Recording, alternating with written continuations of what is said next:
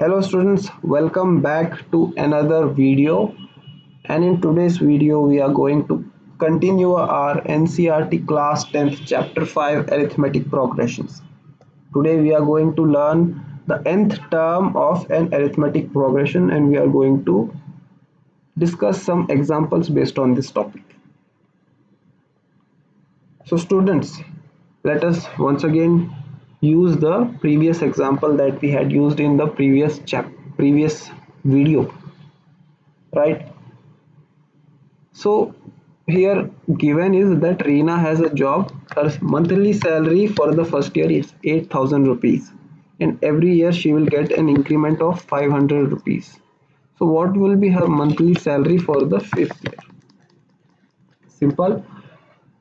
Reena has a job for the first year. Every month she will get 8,000 rupees, and for the next year she will get 500 rupees extra every month.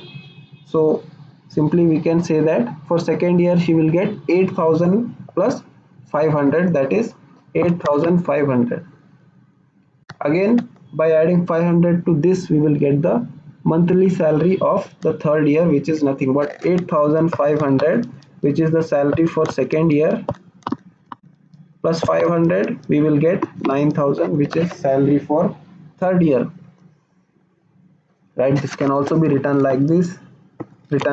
And finally, remember this line students, this statement, this equation we are going to discuss later on. Again, for the fourth year we will get third year plus 500. Remember this statement once again. This is the monthly income for fourth year. For fifth year, fourth year plus 500, monthly income is 10,000 rupees. Remember this statement. So what we have observed here is that the salaries are a list of numbers, and in the previous video I had told it this is a mathematical pattern, but this is a arithmetic progression. How? Because it has a first term, and every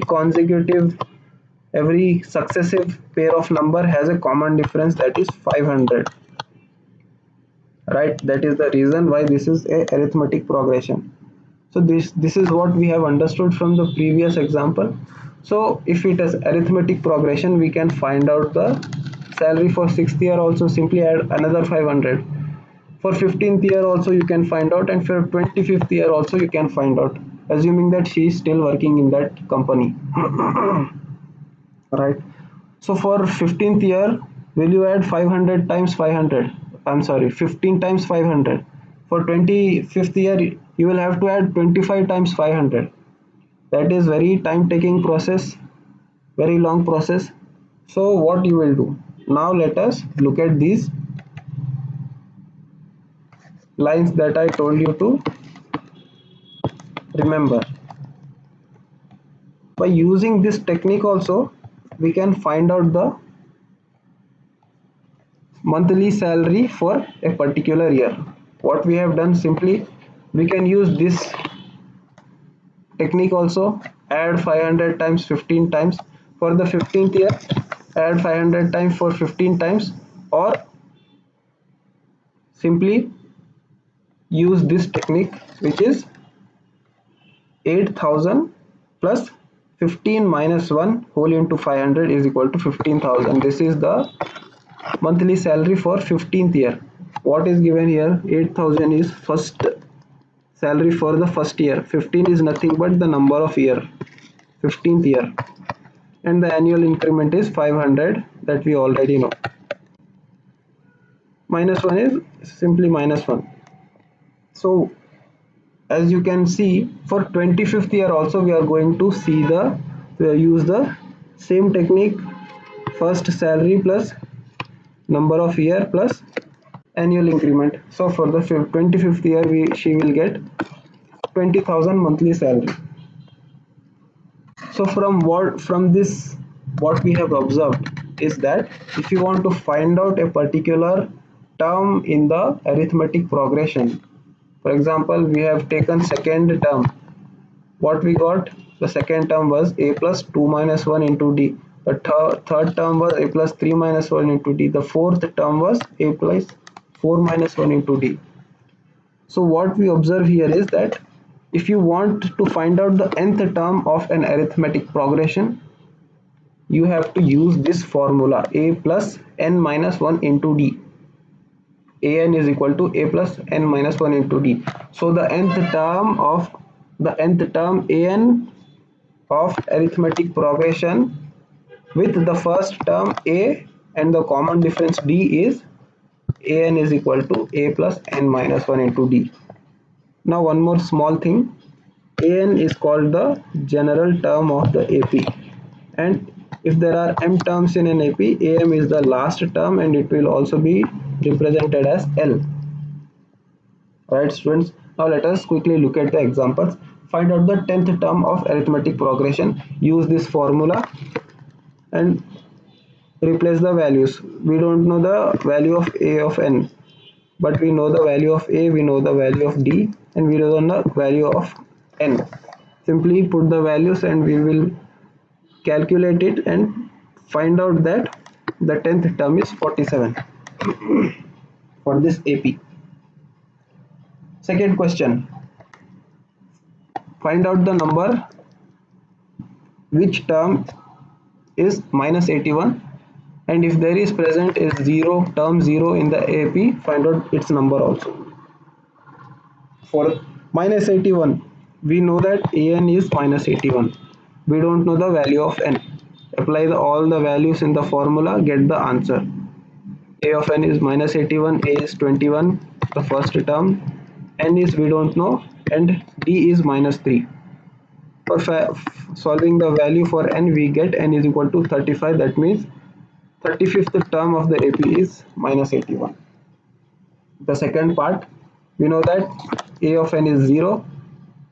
Simply put the value there, equate the other values, solve the equation for n, we get n is equal to 8. That means 0 is the 8th term of the AP.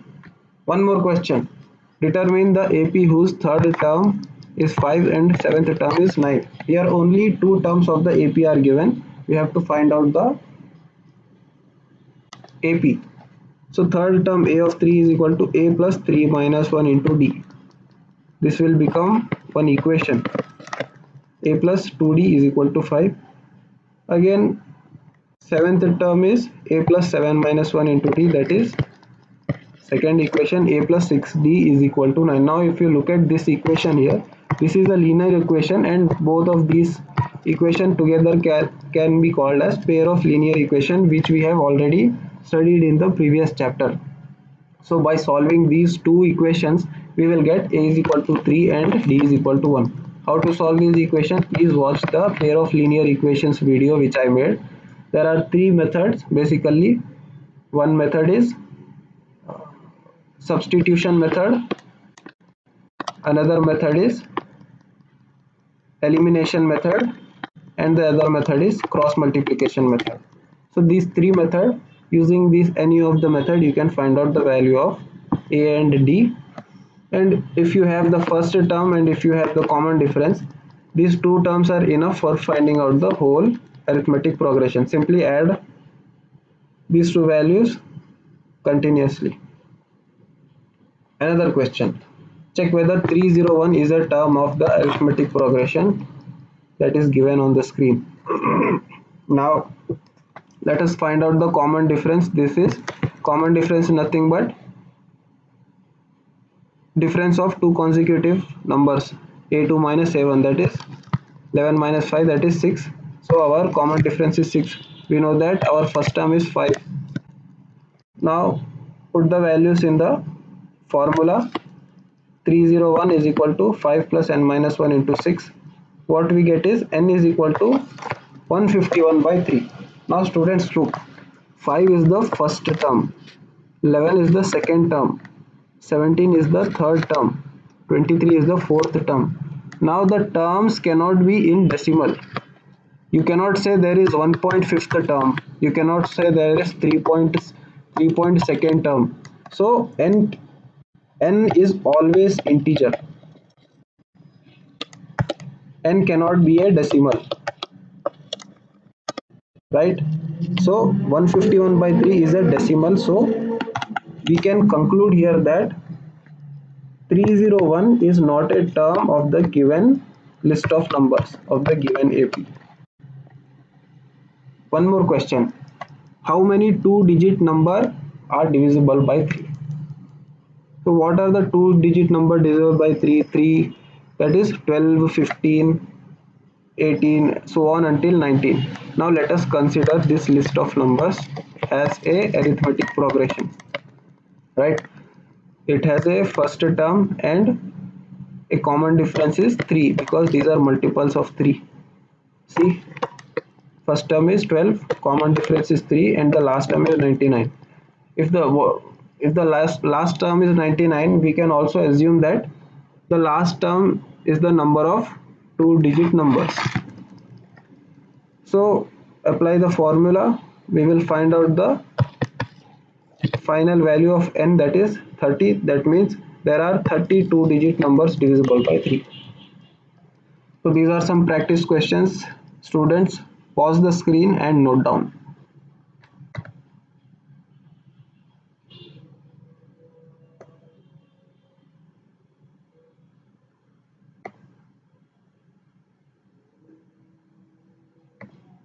So thank you very much for watching this video, students. There is one more part coming for this chapter. Please watch that video and thank you once again.